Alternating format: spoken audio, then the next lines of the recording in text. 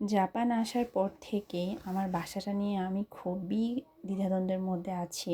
বাসাটা নিচতলা হওয়ার কারণে একদমই আলো বাতাস আসে না।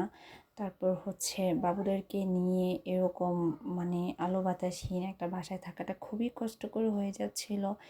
তাই খুবই মন খারাপ হচ্ছিল যে একটা নতুন বাসা নেব, কিন্তু এখানে বাসা নেওয়া, বাসা চেঞ্জ করা খুবই খুবই কষ্ট। এটা বাংলাদেশের মতো চাইলেই চেঞ্জ করা যায় না। এখানে অ্যাডভান্স, তারপর ক্লিনিং খরচ অনেক অনেক বেশি হয়ে থাকে। তো যাই হোক, আজকে বাসা দেখতে গিয়েছিলাম। সরকারি বাসা, যেটাকে জাপানে দানজি বলা হয়ে থাকে। যদিও আমরা অ্যাপ্লাইও করিনি বা দানচিতে যাব এরকম কোনো প্রিপারেশন প্ল্যান কোনোটাই নেই, জাস্ট একটু দেখার জন্য যে দানচিগুলো কেমন হয়ে থাকে, বা আদৌ যদি এই দানচির জন্য আবেদন করি বা দানচি যদি লটারির মাধ্যমে আমরা পাই, তাহলে কি আমরা আদৌ থাকতে পারবো কি না, সেটাই দেখার জন্য আমরা দানচিতে গিয়েছিলাম।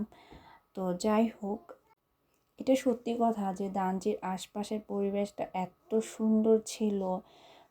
গাছ লাগানোর জায়গা ছিল, তারপর বাচ্চাদের খেলার জায়গা, হাঁটার জায়গা, তারপর বাইরে বসে আড্ডা দেওয়ার মতো স্পেস, সব কিছু মিলিয়ে দানচির আশপাশটা খুবই সুন্দর। গাড়ি পার্কিং, তারপর সাইকেল রাখার জায়গা, এভরিথিং সব কিছু। এটা কিন্তু রাস্তা না, এটা কিন্তু দানচি সরকারি বাসার কোয়ার্টারটার আশেপাশে, আবার একদম মেন রোডের সাথে ছিল। এলাকাটাও মোটামুটি ভালোই ছিল।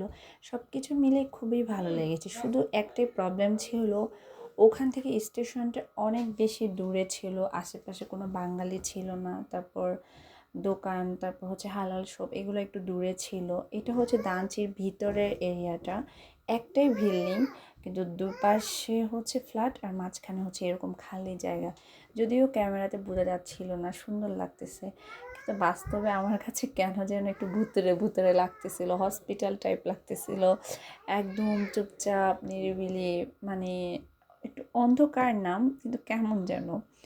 তো যাই হোক, এই কারণে আমার একটু মন মানে একটু ভয় ভয় করছিল যে দানচি বাসা নিলে আসলেই কি এখানে থাকতে পারবো কি না। এমনিতে বাহিরের পরিবেশ টরিবেশ সব কিছু খুবই সুন্দর। এই যে বাচ্চারা বাহিরে ইচ্ছে মতো খেলতে পারবে। তো যাই হোক আমরা দেখে বের হয়ে যাই। তারপর আমার বাসার উদ্দেশ্যে চলে আসি। বাহিরেও হালকা হালকা বৃষ্টি পড়া শুরু হয়ে যায়।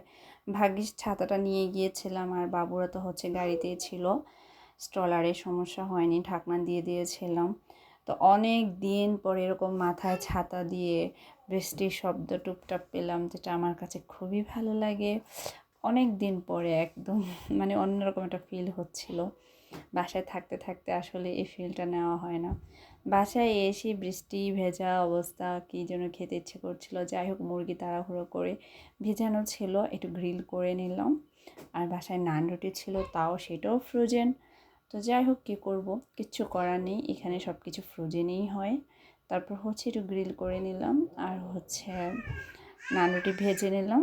তারপর একটু গরম গরম খেয়ে নিলাম। তো সবাই ভালো থাকবেন। ভিডিওটা আজকে এই পর্যন্তই, আমাদের জন্য দোয়া করবেন। আল্লাহ হাফিজ, টাটা।